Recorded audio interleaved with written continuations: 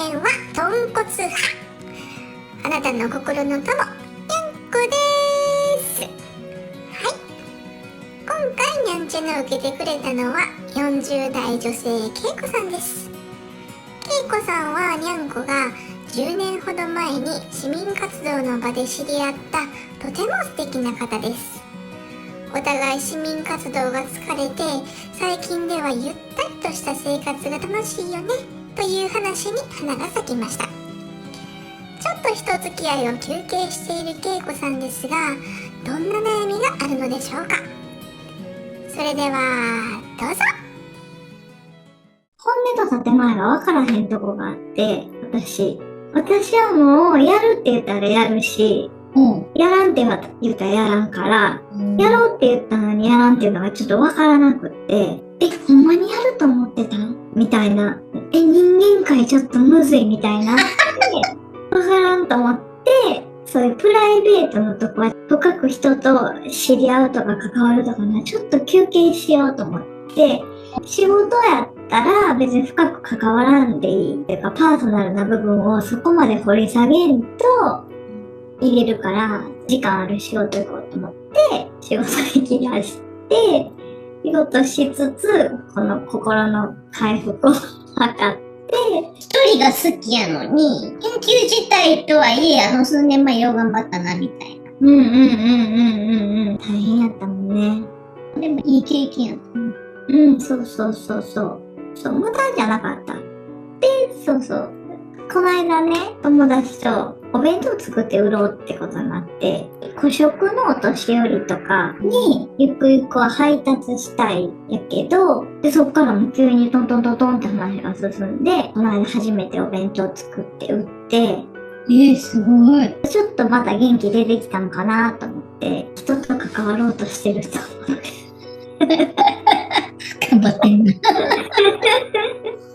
感覚的なところが慣れてきた。なんか、ちょっととか、後でとか、そういうふわっとした言葉って、この人のちょっとはこれぐらいとか、っていうのが分かってくるまでがしんどい。最初のしんどさってそこかなと思ってて、すっきり急いでんのに、ちょっと早よしてくれるとしか言わん人とかもいてるから、その具合がお互い分からんと、本来のしんどさじゃないところのしんどさ、そこが慣れてきたら大丈夫。それが結構しんどい。どうでもいい人やったら別にどうでもいいんやけど、ちゃんと関わりたいと思う人であればあるほど、そこの感覚って結構大事かもな。相手の気持ちを測るっていうのはちっちゃい時からなんか困ってたの？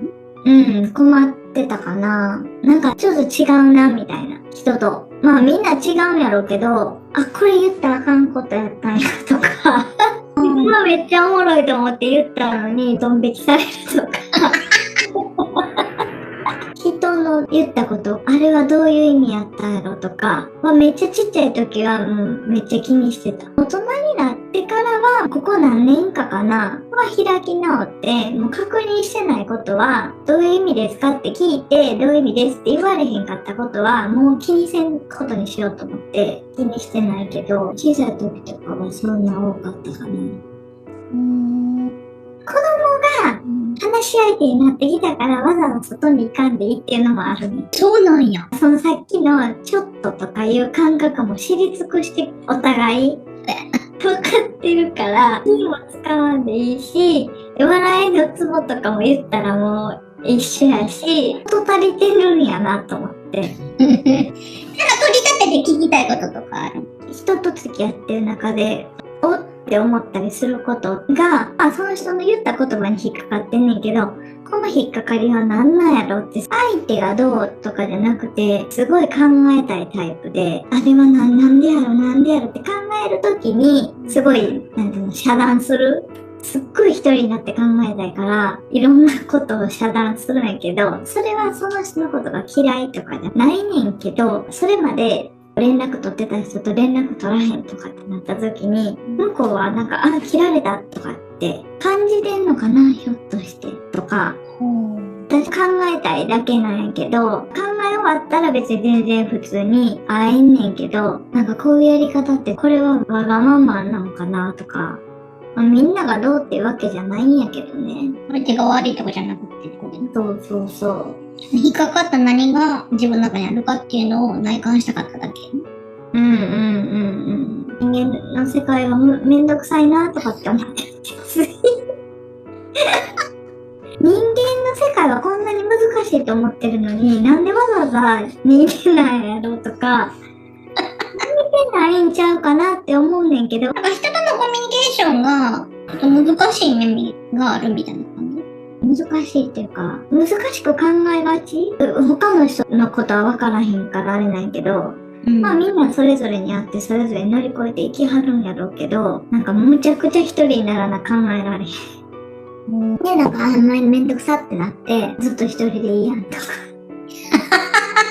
あとはね、全然違うんやけど、私それこそずっと夫と口も聞いてない時期がずっと何年もあって、今は違うんやけどね、もともと若い時は仲普通に良かったから、ある時ね、ふっとね、口聞いてない期間にね、本心ではまた喋ったりしたいなって思っててんけど、なんかきっかけもなかったし、来世ではまた前みたいに仲良くしようって思った時に、向こうが会いたいと思ってるかどうかわからんやんって思って、来世とか自分は思ってるけど、会わへんかもしれんしと思って、これはもう今生きてるうちに何とかせなあかんなと思って、普通に話し合いをして、今普通にお話ししてるけど、だからもうなんかすごい大きな山を一つ登っちゃったような感じがあって、何をしていいかわからない。じゃあ仲いいの？今はね。それは継続していくんやけど、私は何を頑張っていったらいいんやろうと思って。夫との関係に？じゃなくて、以外に人生で、すごい大きい山を登った感があって、そしたら何をしていったらいいんかなと思って。そういう感覚があるんや。うん。何かがないとあかんってこと？あかん、いいのかな？何かしなあかんねんな。なんかが足りてない感じがして。そうなんや。欲深いんかな。なんか、もうちょっとみたいな。何をしたいんやろうと思って、何を欲してるんやろうと思って。あるんかもね。何か欲してるものが。じゃあ何をしていいのかわからんがなんで出てくるかみたいな。うんうんうん。お願いします。はい、お願いします。船に乗ってるかな？木の小舟で一人用で一つオール持ってて、川かな？川の流れに沿って漕ぐのが楽しくて、なんか周りにすごいたくさん人がいるみたい。いろんな世界があるみたい。岸とかに。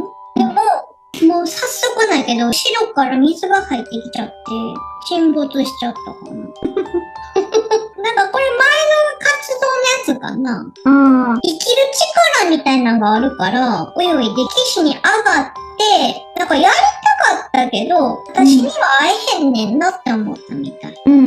あ、そっかそっか、そうか、会えへんのか、と思って、服の。ああいう華やかな世界？やっぱりあれやな。運動とかなんていうの、活動とか。そんな感じ、すごいみんな必死にやってる感がある。それこそ、使命っていうか、なんか見てる感覚で言うと、なんとかレンジャーみたいなのあるやん。悪に向かって立ち向かうみたいな。世の中を良くする。だって危機やから。っていう感じの人たちかな。ここにいる人たちは。みんなそれぞれちゃんと役割があって、お医者さんやったら健康のこと。何もなかったらもう声を上げるとか。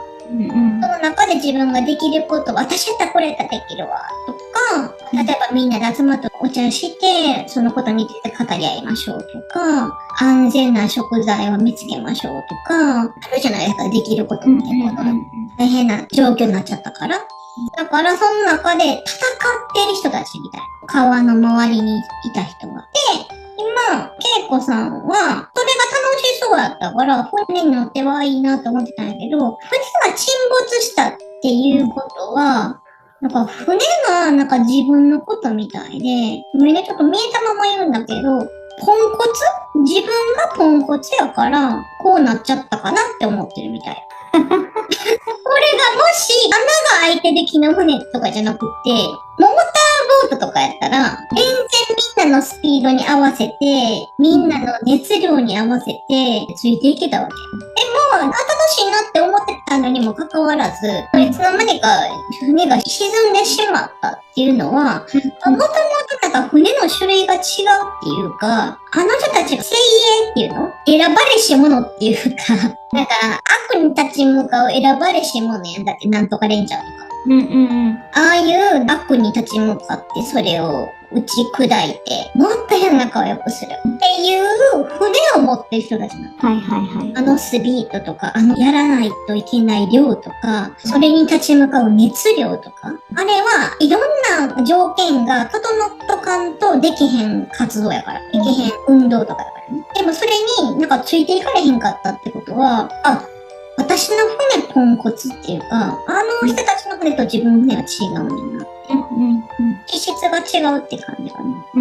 でも不思議なんやけど、ケイコさんが自分のことをポンコツって思ってるかな。ごめんね。ふわってる。そうかそうかと。じゃあ、ポンコツはポンコツなりに、ポンコツらしいことをすればいいんやなって。だってあれはできへんねんから。しゃあないわと思ってお尻パンパンって叩いて、自分の船をちらっと見に。ポンコツやったなって。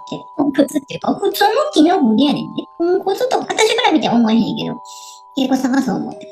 今森に入ってって、森の中には子供たちがいる自分のね、すごい楽しそうに喋ってたりしてて、そうやんなーって。もともと家族のためにやろうと思ってた。これが一番やんなって。子供たちが笑ってるっていうのが一番。本当はもっと大きく前は見てたらしくって、世界中の子供たち、もっと大きく日本の子供たちとか、もっと弱い人たちとか、そういった人たちのために船に乗りたかった。でも、自分の世界はまずここなんやから、まずこの子供たちが笑ってるっていうのが、一番やんなって。ここができへんのに大きくはできへんから、私ポンコツなんやから、まずここができてきたら、私にしたら OK やんな。そう思うんやけど、でもなんか、しっくりってなくて、なんか左側にこの旦那さんがいる。旦那さんはあぐらかいて座ってて、下向いてんの。暗いって感じ。なんかブツブツ言いながら自分のことしてる。この人はこの人で自分の世界がいいみたい。右側に子供で左側に旦那さんもねんけど、今のこの見てる時点で右と左が交わってないって感じ。ほんで、ケイコさんは今、旦那さん見て困ってる。自分の世界があっていいわけやん。一人が好きやし。暗いねんけど、旦那さんは旦那さんでこの世界を楽しんではる。で、背中向けてるから。だから、旦那さんが遮断してるんやけど、でも、一人が好きっていう気持ちはわかるし、やっぱり一人で考えたいっていうことがあるわけや。一人で整理したいとか、やっぱその暗い雰囲気を味わいたいとかっていう時期って人生の中であるから、それを私の都合で彼の世界を壊すのはダメなんじゃないかなって人として。だから人を尊重してるみたい。自分も尊重されたいし、彼なりのペースとか、その人のペース。みんないろいろ問題とかあったりする。でもすぐ解決した方がいいとかじゃなくて、その時期をちゃんと味わって、その人がやっぱりここから抜け出したいと思うペースみたいなのを、人は守られるべきやから、それはたとえ家族であっても。だから自分もそうやってやってきたように、この人のそのペースも大事にしたいから、同じ家族やねんけど、ここは立ち入ったらあかんなって思ってるみたい。だからこの関係性が、手放しで喜んでるわけじゃないけども、最低限の人としてのラインっていうのを守って話しかけへんみたい。これが今の恵子さんの世界。これで現状維持っていうのを決めて、自分は子供との生活を楽しむ。でも気にはかけてるみたいな。で、さっきも言ったみたいに、自分がポンコツやと思ってるから、ポンコツの自分がなんか下手になんかしたら、相手の心とか、相手のタイミングとか、そういうのを読まれへんのに、やったら余計に悪くなるからやらない。だって自分がポンコツやからって思ってる。自分の船が穴が開いている木の船じゃなくって、さっき見てた精鋭部隊のモーターボートみたいな船。私が思ってるのは、協艇みたいな船めっちゃ速いあれのね。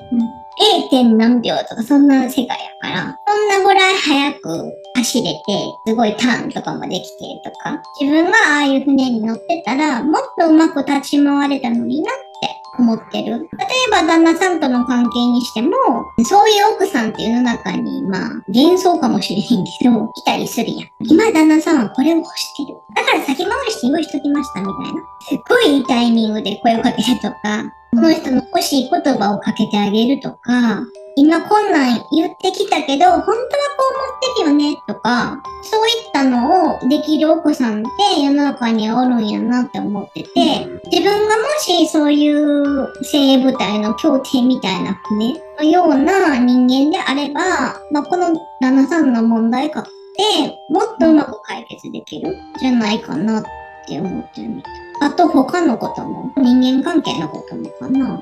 もっと相手の心の中が透けて見えたら、この人はこうやって言ってたけど、本当はこんだけ傷ついてるんやなとか、こうやって怒ってるけど、本当はこれを欲してるよなとか、人って行動と内面が違ったりするやん。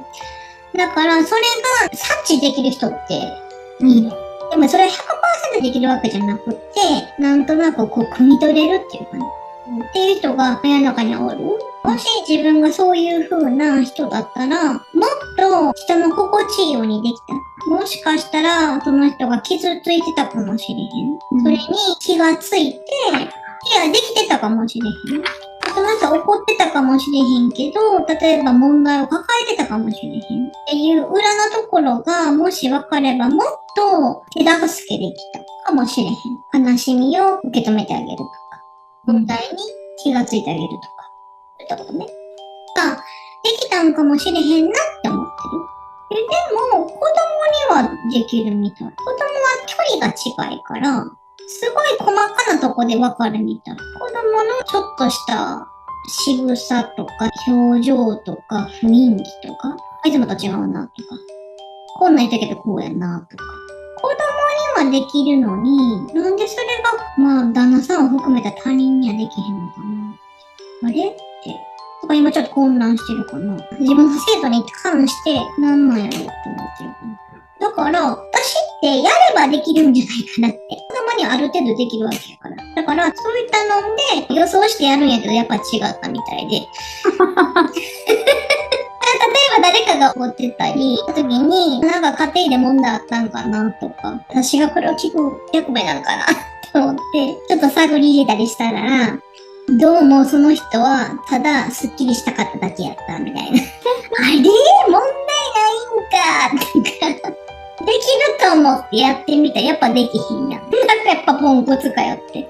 身の丈が分かってないからポンコツなんやなみたいな。そのことだけじゃなくて、自分がどんだけできるか、どんだけやったら疲れるか、これをほんまにやりたいかどうかとか、これをやったらどうなるかとか、自分のことさえもあんまり分かってない。だから考えれば考えるほど混乱してる感じ、今。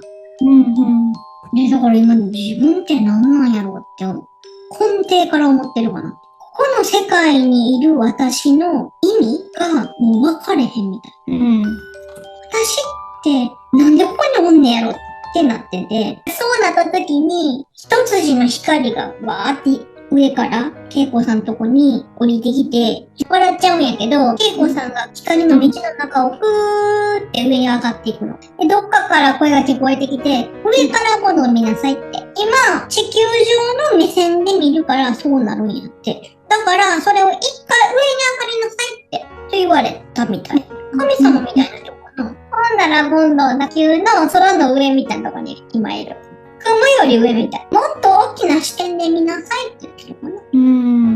今上から見てて、すっごい上の方におるんやけど、旦那さんも見えるし、子供も見えるし、さっき言ってた運動系のことやってる人もいるし、今関わってる人たちもいるし、今それなりに、それぞれがみんな自分の世界を楽しんでるんです。運動やってる人はそれが楽しいわけだし、子供たちも日常の生活やっぱりいろんなことがあって、それでも楽しいこともあって、笑いあったり、友達と遊んだり、いろんなこと、問題ももちろんあるかもしれへんけど、それも楽しいと思ってる。旦那さんで、今見てる中では悩んではるんやけど、それも楽しんでる。本人の自覚はないかもしれへんけど、お弁当系にやってる友達とかも、また楽しいわけ。けやん。うん。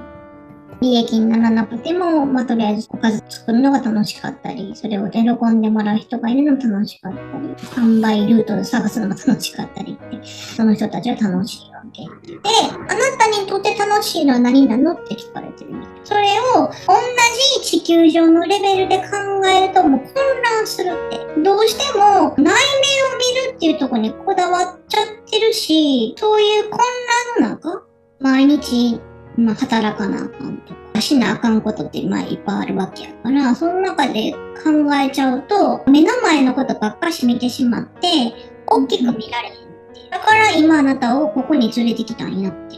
私はあなたにもっと大きく見てほしいって。そのための今回の機会やと見た。下見てみてって。どんな状態も楽しいんだって。楽しいって思ってんのも、必死にやってんのも、悩んでんのも、楽しい状態だよって言ってる。どの状態もいいんだよ。それを見た上で、何がホッとするのって。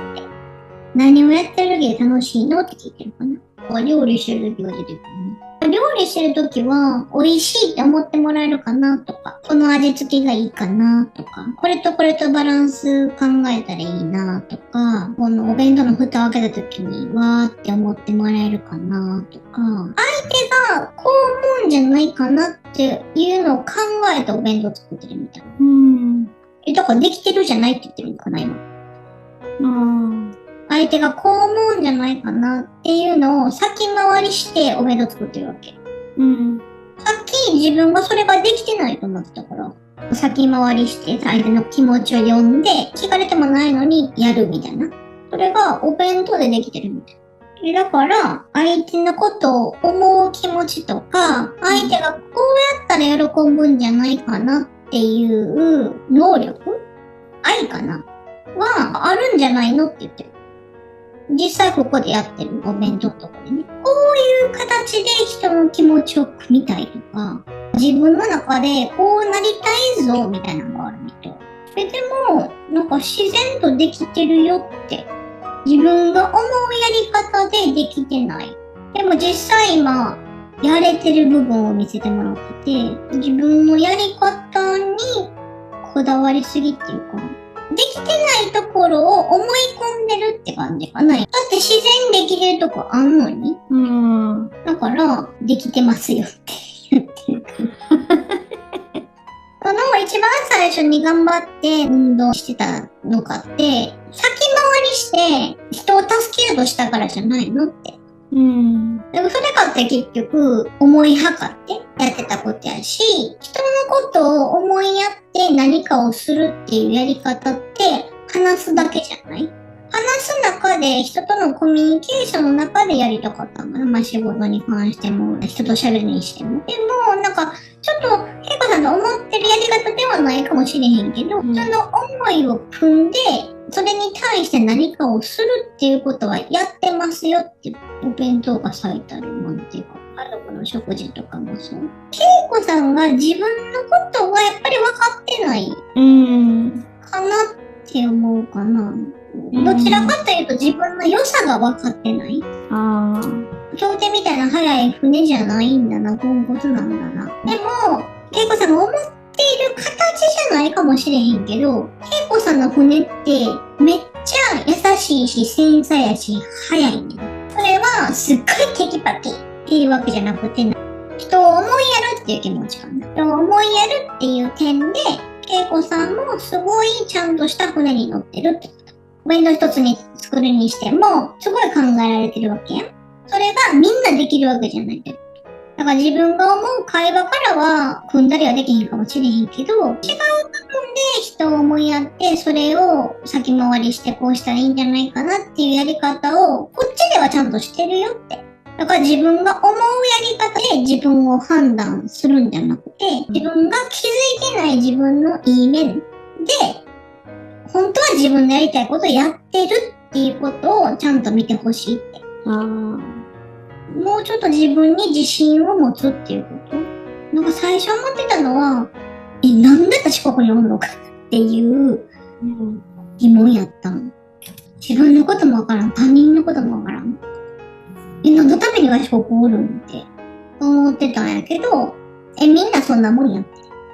うん。みんな他の人のことがもちろんわからん。だってね、違う人間やし。自分のこともそんなにしっかり分かってる人がっておれへんし、何のためにおんのかな、誰の役に立つのかな、生まれてきた理由何なのかな、それを最初からきっぱり分かってる人はおれへん。それを、ちょっとずつ自分の中で、自分はこのことにこだわってたんやな、このやり方にこだわってたんやな。でもその枠を外したら、私って結構ちゃんとやってるやん。できてるとこかってあるやんって。自分ポンコツじゃないんやなって。違う視点で見たら、私もちゃんとやれてるやんって。そうやって自分の中で気づいていくっていうことが目的なんやって。ここにいる目的。だからそれでいいんやって。このちょっとした気づき、その人にとったらすごい大きな気づきなわけ。それって日常で気づくのってすごい難しい。一旦上に上がって全体像を見せてくれやんと、会話の中でキャッチできなくても別にそれはそれで構わへんから。できる人もいるかもしれへん。でもその人はお弁当という形で食事を作るとかね、そういった形ではできへんかもしれへん。でもみんなが全部ね、やれる必要はないから。だから多様性を認めるとか、自分ができないのを認めるとか、自分ができるとこもちゃんと見つけるとか、それができれば他人にもできるから、そういった過程を楽しむこと、それが生まれてきた意味なんやって。だからいていいんだよって。それは他のみんな誰も、すごい上手に生きてるわって思う人かって、その人かって全てのことができるわけじゃない。その人がすごいいっぱいできるわと思っても、恵子さんが当たり前かのようにやってることが、その人はできへんかもしれない。多様性を認めるために。だからそういう風に世界はなってるんやって。だから、まず自分のできるところを見つけること。お弁当のことがあって当たり前すぎて、それが自分の良さやっていうのが分かれへんみたい。で、今、その神様みたいな人が、お子さんの背中に手を置いて、下の方見てって言って、いろんな人いるんじゃないって。みんな悩んでるよって。みんな自分が何ができるか、どうしたらいいか、自分のできなささとか。そんなのを持ってみんな悩んでるよって。でもその中で、今回の恵子さんみたいに自分ができてるとことか、自分の良さとか、みんな地上で苦しくてもその中で一個一個見つけてってるよって。その恵子さんだけじゃないよって。だからそれでいいんやって。それが生きるっていうこと。そんなに大きな問題とか大きな試練を授かってそれに向かって登ってやっと何か見つけて獲得しました。それで自分のレベルがアップしていく。で、いつか自分の船がポンコツから速い船になる。みたいな感覚やったのかな。何かしら頑張らな。もっと例えば旦那さんとのことも乗り越えるとか、人間関係がうまいことやり取りできひんから、何かを学んでもっとできるようになるとか、誰かとすごい大きな喧嘩をして内面見つめて、自分の悪いとこが見つかったからもっと良くなって、もっと速い船になるとか、そんな感じで自分の船をもっと良くしようって思ってたみたい。でも根本から違うの。まずポンコツじゃないから。それって個性。自分という個性を認める。樽を知るっていうか、自分の能力の樽を知るみたいな感じ。それを見てほしいっていうのを今言ってる。だから自分のことをポンコツと思わないでって。すごい素晴らしくできてるって。すごい愛があるし、子供にももちろん愛があるし。旦那さんにも人としての尊厳というか、愛があるから手を出さないわけ。その人の気持ちを汲んで察して、その人のことをケアしたいみたいな思いがあったのかな。で、それをしたいって思うっていうのは、やっぱり根本に愛があるわけ。何ができないかにすごいフォーカスしてるんやけど、そこがすごい大事なんじゃなくって、愛があるかどうかっていうのがすごい大事。だからそうやって見たら、恵子さんは決してポンコツじゃないんだよって。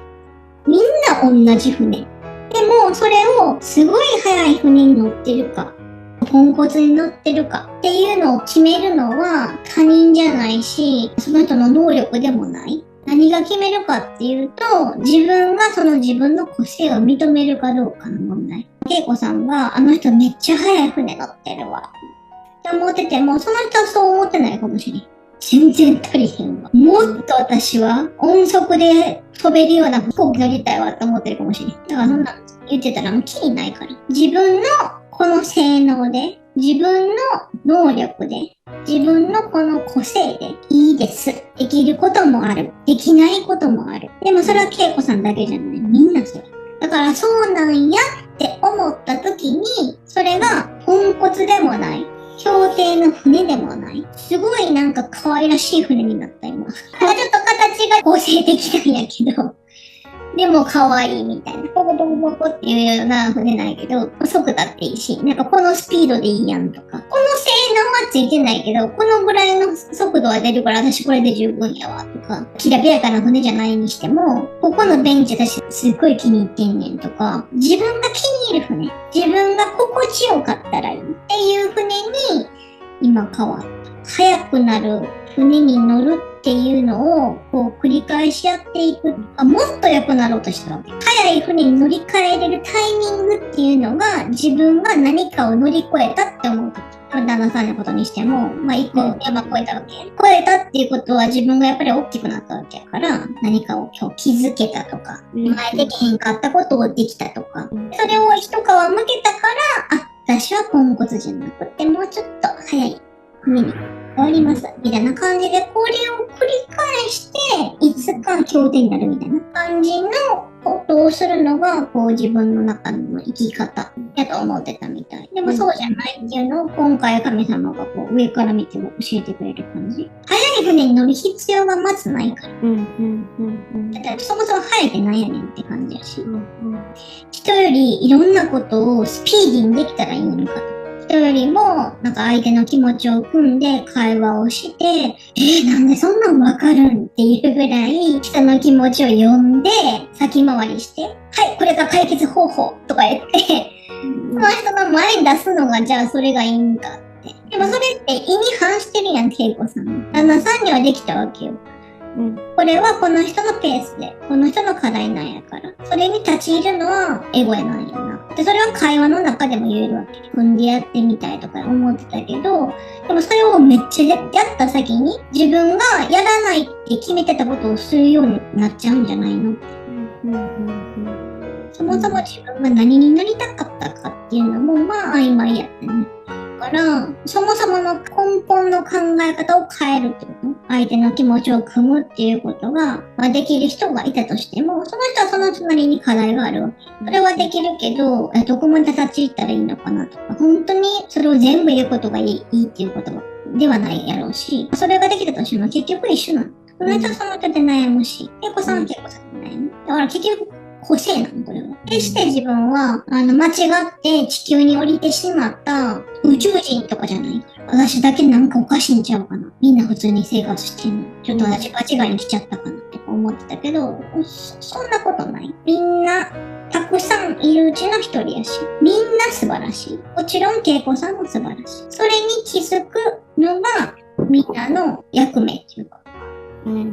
使命っていうかね、協定の船に乗って誰かを救いに行くなんとかレンジャーみたいなのがあるっていうわけじゃない。自分ってこういう船なんやなっていうのをこう客観的に見れる。そうなった時に、なんてラブリーな船なんやろうって。もう背伸びしなくてもいい。できないところがあってもいい。で、そうやってやっていくと自分の全体像みたいなのが分かってくる。今見えてるのが、こういうのに出てくるみたいな、宗介が持ってた船みたいなのによく似てるんだけど、すごい心地いいベンチもあって、そんなにたくさん人は乗られへんねんけど、あまり人は乗せてもいいなって時があるから、その時はお茶するためにどうぞって言って座るベンチもあるみたいな。さっき言ったみたいに、たくさんの人は関わられへんけど、でも、一席二席はあるわけ。人が来た時に座れる椅子が。人によっては、すっごい豪華客船で何千人乗れる船に乗りたい人だっているわけ。でもどっちがいいってわけじゃないじゃない。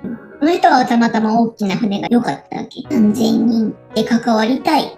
本性で思ってただけ。でも、恵子さんは、一人二人座ってもらったらそれでいいです。この船でしか出されへんスピードで、気持ちいい風を感じながら、太陽の日差しも感じながら、気持ちいいよねって言って、人と落ち着いて喋れる良さってあるやん。それは豪華客船にはない。大きい船がいいってわけじゃない。小さい船がダメっていうわけではない。何がいいか。その人が何がいいか。だからどういう船が心地いいかっていうのを、探していきなさいって。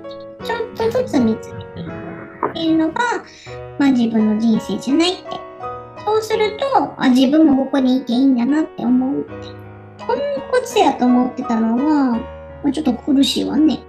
だって自分のことポンコツやと思って心地いい人なんかはいないからね。できてないとか、できないとか、だから傷つけちゃうとか、自分が、KY やから、人が心地いいことも分かれへんっていうことは、人が気分悪いっていうのも分からないわけ。だから、傷つけちゃうんじゃないかなって。それが辛いみたい。人を傷つけちゃうんじゃないかなっていうのが怖いみたい。自分が言ったこととかやったことで。だって分かれへんから人の気持ち読めないと思ってるからね。それも含めてポンコツって思ってたみたいかな、自分も。でも、そう思わなくてもいいって。自分の行為で相手が何か思ったとしても、それは相手方の問題。だってそれは恵子さんが意図的にやったわけじゃないから。もちろんその恵子さんが嫌な気持ちにさせてやろうとか、傷つけてやろうとか思えたらそれは別よ。恵子さんが思うに、恵子さんが気が利かないから、いつの間にか相手にとって辛いことを言っていた。結果、傷つけちゃう。やっぱり自分ってポンコツなんやな。自分ってここにいたらいけない存在なのかな。だってみんなができることは自分ができないから。だから自分に居場所がないというか、ここにいたらあかんのかなって思ってたんやけど、そうじゃないよって。もし万が一ね、恵子さんが全然その気がないのに、何気なく言ったことで相手が傷つくんやったらそれは相手の問題やって。相手に何かが心の中にあるからそれに反応したんやって。だから、こっちがどんだけ気をつけてても、そういうことって起こるから。自分が言ったことで、結果、人が喜ぶとか、人が傷つくとか、そういうところにすごい敏感だけど、そこはそんなに重要じゃなくて、恵子さんにはちゃんと愛があるっていうところをちゃんと認めればいい。お弁当を作りにしても、相手のことを踏んであげられないって思うにしても、自分が言ったことで相手を傷つけるんじゃないかなって思うことにしても、全部根底には愛があるからそう思う。自分にはそう思う愛があるっていうのを見てほしいって。愛がゆえにそうなってるんやって。愛がある上にそれが怖いし、愛があるゆえにそれをやりたいって思うし、こうやって思うっていうのは自分がその他人に対してちゃんと愛があるからそう思うんやって。それはないってことじゃない。あるっていうことやって。ないところじゃなくてあるところを見てほしいって。そういった意味で上に連れてきてくれたみたい。もし今後迷ったら、またここに来てほしいって。この視点、今回はこのチャネリングを通して教えてもらったけど、毎回チャネリングを受けるわけじゃないやん。それを自分でできるようになるっていうのが課題。もし恵子さんが思うように何かを乗り越えて自分が良くなるっていうやり方が、もし恵子さんの中にあるんやったら、自分の良さを自分で認められるようになる。それがより自分の個性的やけど、すごい可愛らしい船にたどり着く道なんやと思う。もっと性能良くなるとかじゃない。自分の良さ、もうすでにある良さ、すでにある愛があるからこそ悩むに。そういう風に思ってほしいって、それが課題かもしれないね。もしそういう乗り越えないといけないものがあるんやったらね。プラスのところを自分で探すようにしてほしい。これを一個一個楽しんでいけばいい。だからだからそれでいいんやって思う。分かった時点で、恵子さんが上からシューッと降りてきた。今、地球上にポンって降りてきて、今目の前にすごいおしゃべりな女の人がいて、この人は恵子さんから見るとよくできる人みたい。活発やし、行動力あるし、人の気持ちも汲埋めるし、あんな人みたいになりたかったっていうか、ああならなければならないみたいなのがあったんやけど、まあ、あれも個性。自分がこうなれたらかっこいいなって思ってた人の中にも悩みはある。大きな船は大きな船なりにできひんことがある。自分のやりたいポイントが全部抑えられてるから、この人すごい快適なんやろうなとか思ってたけど、この人にはこの人なりのできひんことがあるから、この人も悩んでるんやなっていうことに気がつけて、今いろんな人をまた同じように見てる。旦那さんはまだ背中向けて三角座りしてるんですけど、みんな個性。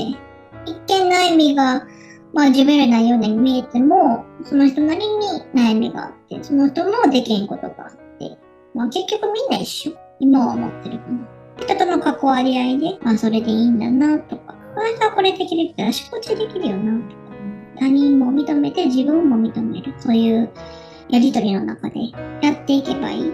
さっきは人と会話して何か引っかかりがあった時に、ちょっと内観しよう。なぜなら人を傷つけてしまうかもしれへんとか、人を傷つけてしまったかもしれへん。って思ったのは自分の何かが足りひんからかもしれへん。だってもっと良くならないといけないから。っていう観点で内観するって思ってたんやけど、今はいろんな個性がある。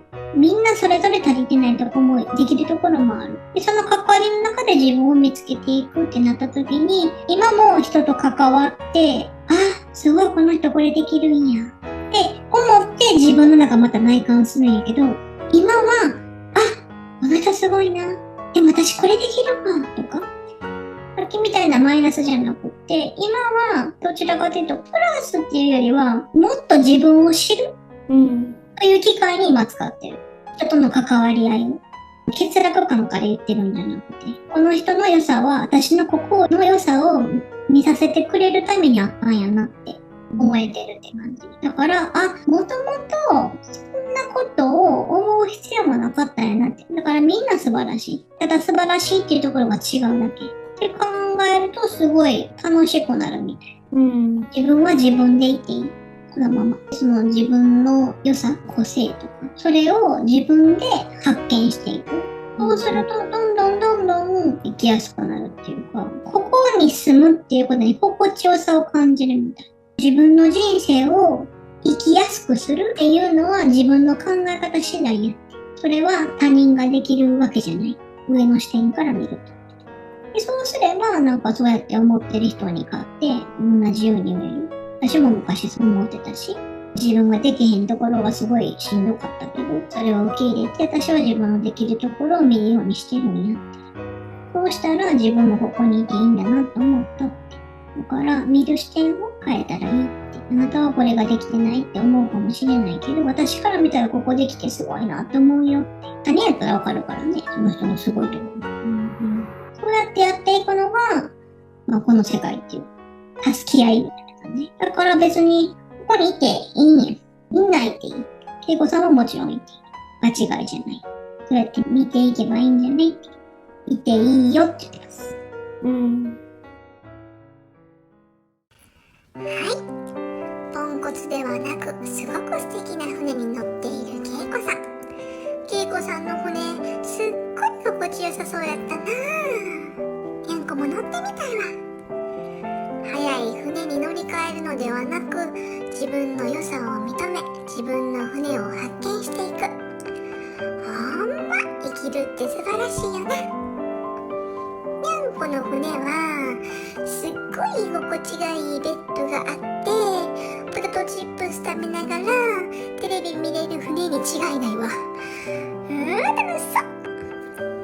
今日も最後までご視聴ありがとうございました。